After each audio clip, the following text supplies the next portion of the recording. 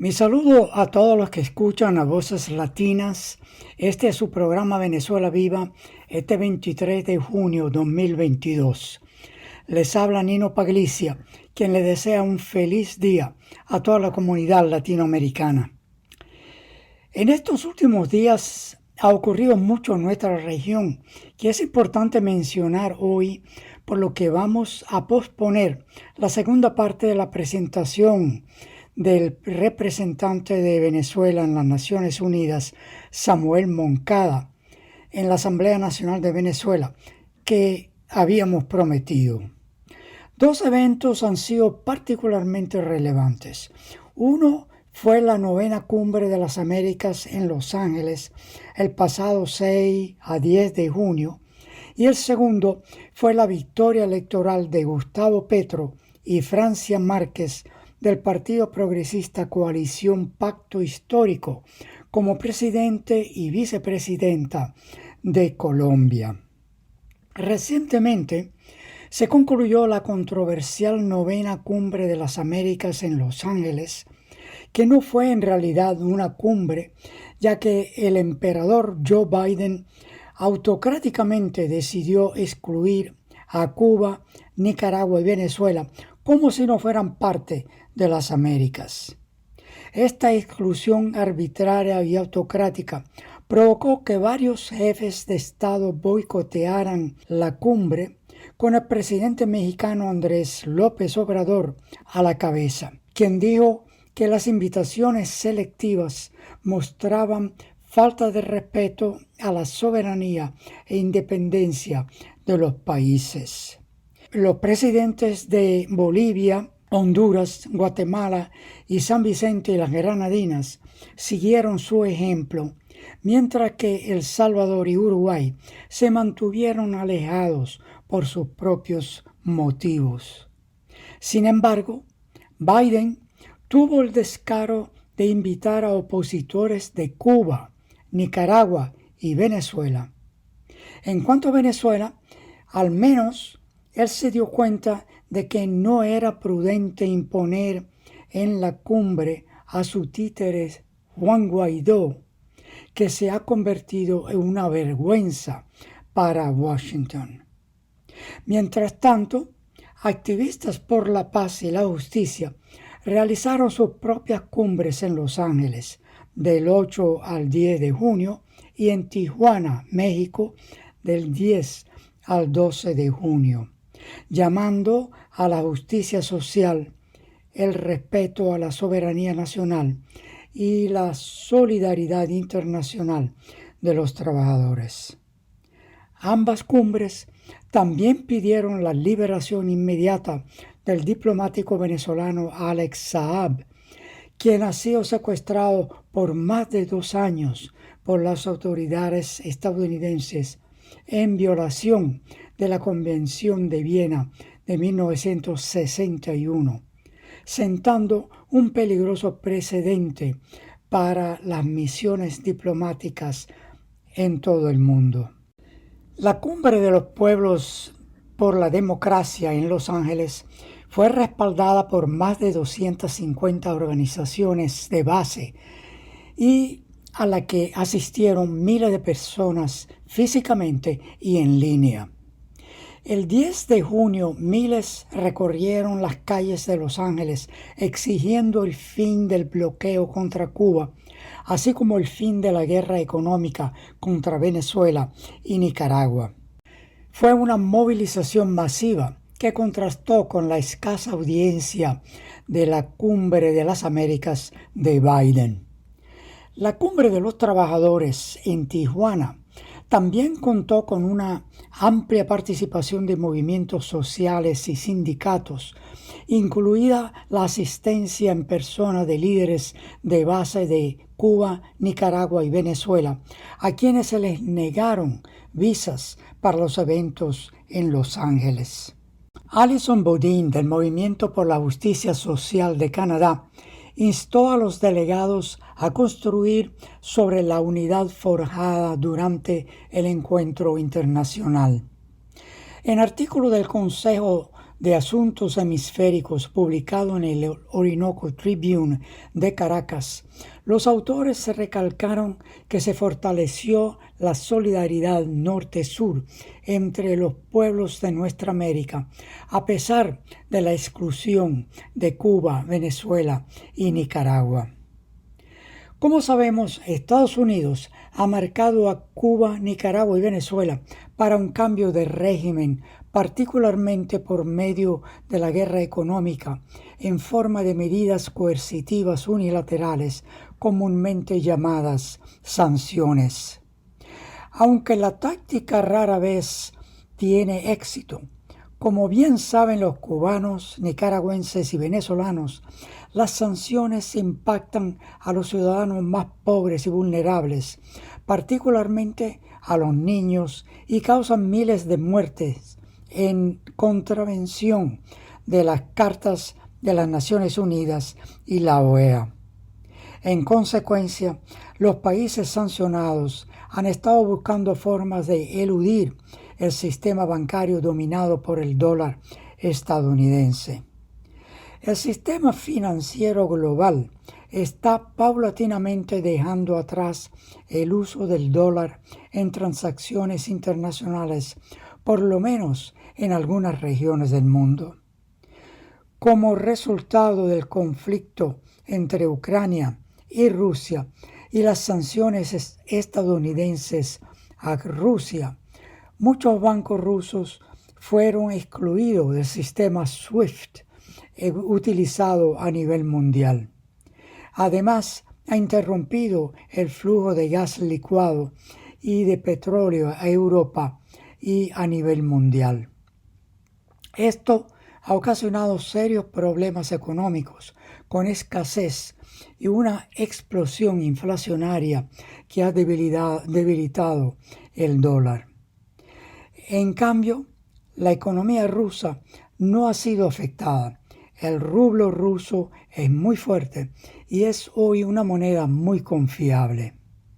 Como consecuencia, el sistema de pago ruso para transferencias electrónicas de fondos, establecido por el Banco Central de Rusia, se ha expandido en los últimos meses con el desarrollo e implementación del llamado sistema de pago MIR. MIR en ruso significa paz. La expansión no es solo dentro de Rusia, sino global. Cuba ya acepta las tarjetas MIR de los turistas rusos. Armenia, Turquía, Bulgaria y Tailandia son otros países. Y la India, con su gran población, es la próxima nación. Según información que compartió con Sputnik News, el presidente del Banco Central de Venezuela, Calixto José Ortega Sánchez, los funcionarios venezolanos esperan que el sistema de pago ruso MIR esté operativo en Venezuela dentro de este año.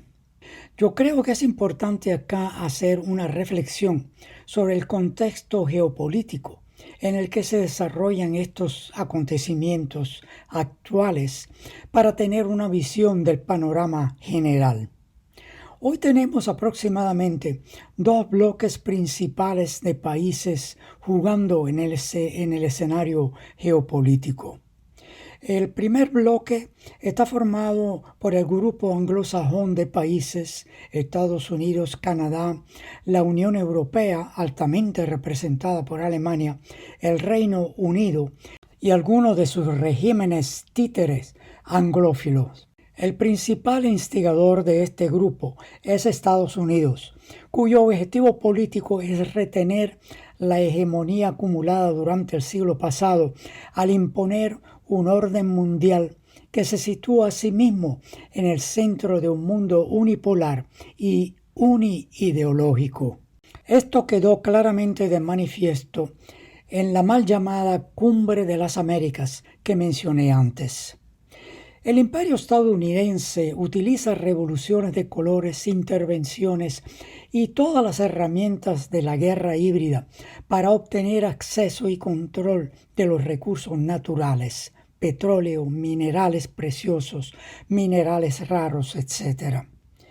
Estados Unidos coopta a los gobiernos por todo tipo de subterfugios, principalmente mediante el uso de su poder militar belicista, pero lo que es más importante, haciendo alarde de su poder financiero basado en su moneda, el dólar, que no tiene ningún respaldo real, excepto el papel sobre el que está impreso. De paso, es igual para Canadá. Canadá ni siquiera tiene un mínimo de reservas de oro. Canadá inmediatamente vende todo el oro que extrae de su explotación minera en el mundo. Pero el poder militar financiero de Estados Unidos está disminuyendo hoy cuando se enfrenta a Rusia y China. Tenemos que leer esto como el principio del fin del dominio estadounidense. Un segundo grupo de países incluye aproximadamente el resto del mundo, que en general incluye progresistas, izquierdistas de varias tendencias y antiimperialistas. Rechazan un mundo centrado en Estados Unidos. En este grupo tenemos potencias económicas como Rusia y China. Este grupo cree en un mundo multipolar, multicéntrico, como decía Chávez, o pluripolar, como dice Evo Morales. Un mundo que garantice independencia con respeto y soberanía que fue conquistada con mucho sacrificio, como es el caso de Venezuela. La cohesión política que los une es la lucha contra la hegemonía y el imperialismo de Estados Unidos. Esta es también una visión que está ganando mucha prevalencia en América Latina. El decadente imperio estadounidense está librando una guerra global contra la multipolaridad e intenta imponer su hegemonía no solo con sus aproximadamente 900 bases militares en todo el mundo, sino también imponiendo sus llamadas sanciones a casi 40 países. Solo 8 de esos países, China, Cuba, Irán, Nicaragua, la República Popular Democrática de Corea, Rusia, Siria y Venezuela, representan una cuarta parte de la población mundial. Estas son personas directamente afectadas por las medidas coercitivas ilegales de los Estados Unidos. El gobierno senil de Estados Unidos se está enfrentando al mismo tiempo a Rusia en Ucrania y Siria, a China muy pronto en Taiwán, ya están trabajando en ello, y en nuestra región a Cuba, Venezuela, Nicaragua, que Estados Unidos antidemocráticamente está tratando de marginalizar por no ser democráticas. Esto es una locura. Estados Unidos no ha aprendido nada de Vietnam, Afganistán, Cuba, Venezuela, Bolivia, Nicaragua. Persiste en una política exterior fallida en nuestra región, bajo la dirección del Ministerio de las Colonias, como incluso Nayib Bukele de El Salvador llamó a la Organización de los Estados Americanos, usando una frase que fue acuñada por el mismo Fidel Castro. Bukele, que no es ningún revolucionario, y sin embargo optó por no asistir a la reunión de Biden en Los Ángeles por problemas personales con Luis Almagro. Bukele afirmó que la OEA ya no tiene razón de existir. No podemos discutir con eso. De hecho, Junto a Biden, Luis Almagro es el otro gran perdedor de la reunión cumbre, entre comillas, de Los Ángeles. El presidente de Argentina, Alberto Fernández, asistió a la reunión en representación de la CELAC, hablando como presidente pro tempore de la organización. Él fue muy directo al decir que la OEA fue utilizada como una fuerza policial que facilitó un golpe de Estado en Bolivia. También se dirigió a Biden diciendo que es hora de cambiar la política exterior de Estados Unidos. Estamos totalmente de acuerdo con él. Ahora quiero referirme a Canadá. No repetiré el papel del gobierno canadiense bajo el primer ministro Justin Trudeau y su estratega Chrystia Freeland contra Venezuela, con las medidas coercitivas ilegales, con la promoción del ya desaparecido Grupo de Lima, por no reconocer el gobierno legítimo de Nicolás Maduro o por su decisión de no dejar votar a venezolanos como yo en las elecciones de mayo de 2018. Solo diré que el gobierno de Canadá, como el socio imperial menor en las Américas, ha sido juez y jurado condenando a Venezuela por ejercer su soberanía y autodeterminación política. Hoy, la política exterior de Canadá está totalmente subordinada a la política exterior de los Estados Unidos. El discurso que pronunció el primer ministro Trudeau en la reunión de Biden en Los Ángeles es uno de los discursos más patéticos que cualquier líder podía dar. Pongo algunos ejemplos. Él dijo: como principal foro multilateral de la región, la OEA está excepcionalmente calificada para promover nuevos valores y facilitar la cooperación. ¿Cómo puede decir eso?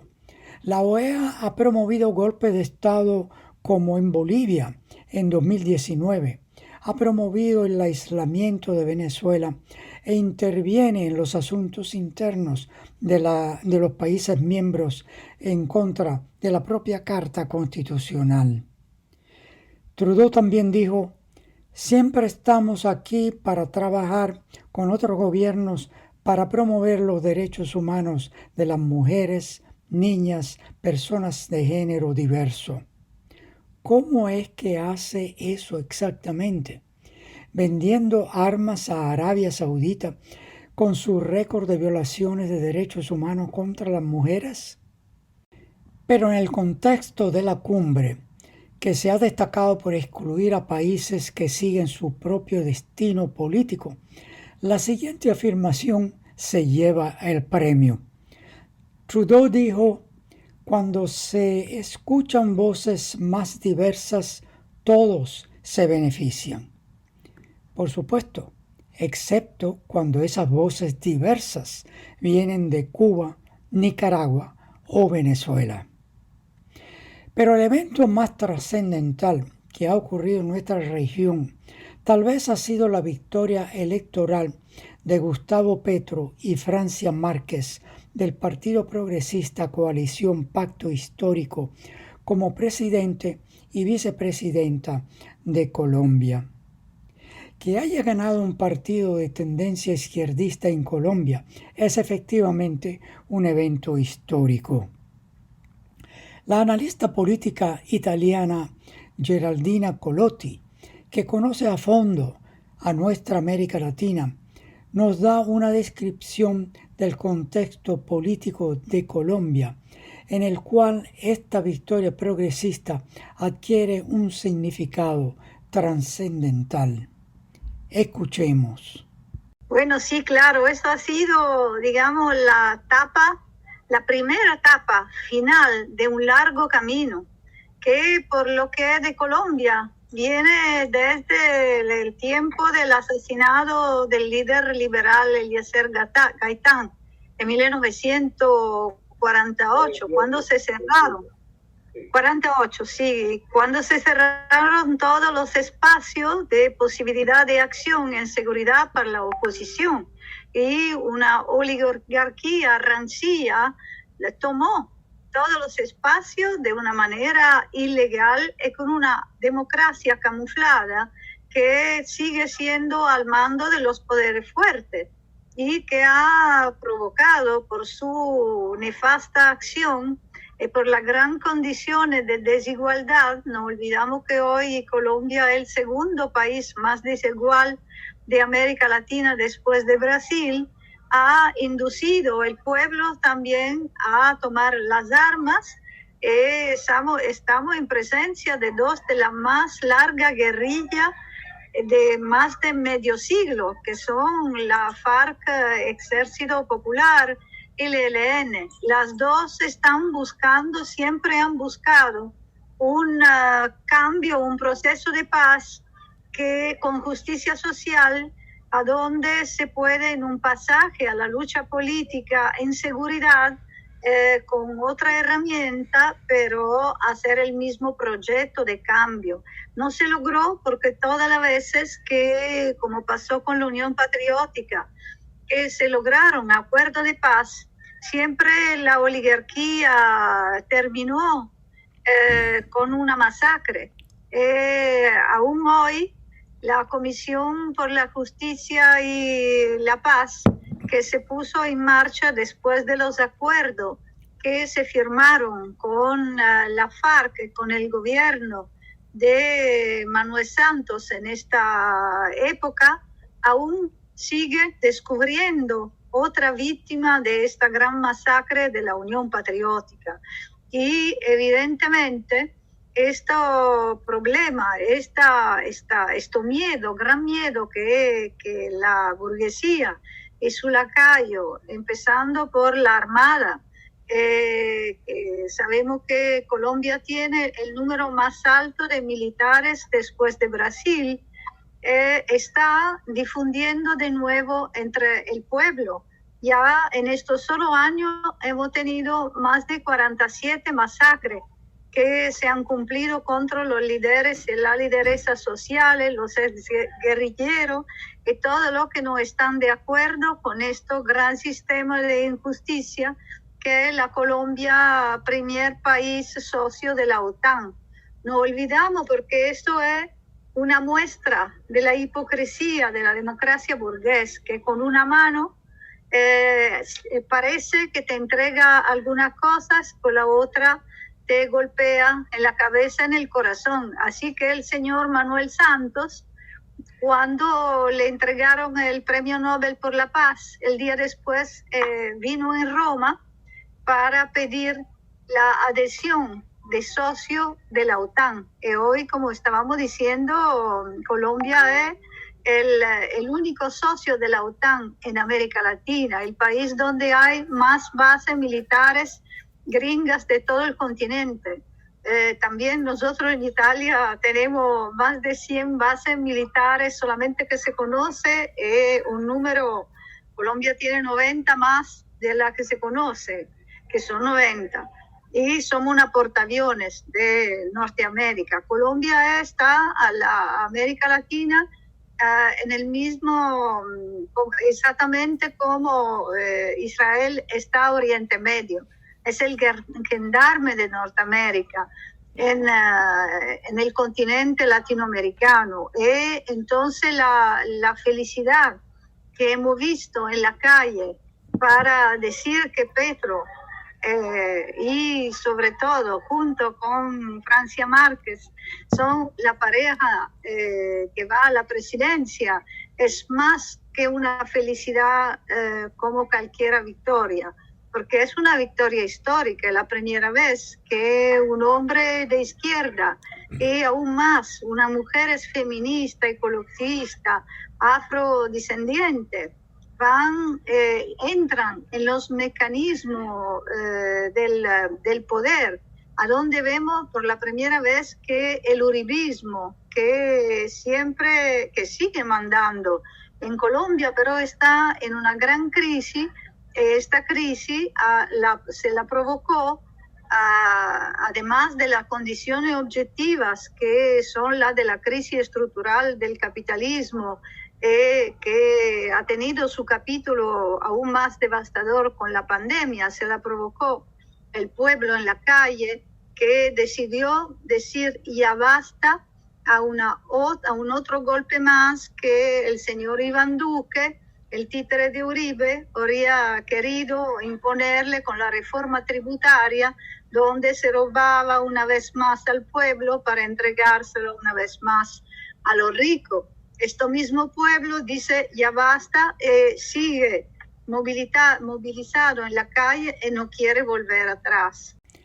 Desde este programa felicitamos a Gustavo Petro y Francia Márquez por su victoria y compartimos las palabras del presidente Nicolás Maduro en el comunicado oficial del gobierno de Venezuela.